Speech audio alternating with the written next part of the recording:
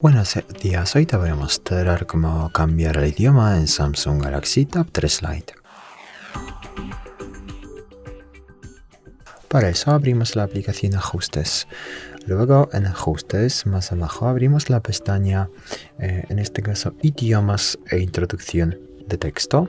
Y aquí pasamos a la primera opción, Idiomas, y en la lista pulsamos añadir un idioma. Así podemos añadir cualquier idioma de la lista a la lista de idiomas del dispositivo.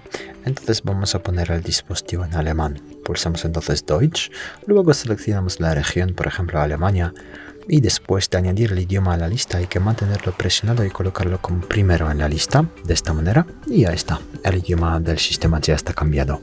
Si quieres eliminar el español de aquí otro idioma, pulsamos los tres puntos, luego eliminar, marcamos español, pulsamos el cesto, confirmamos a la derecha y ya es todo. Muchas gracias por ver el vídeo, te intercomentaría abajo suscribirte al canal. Hasta luego.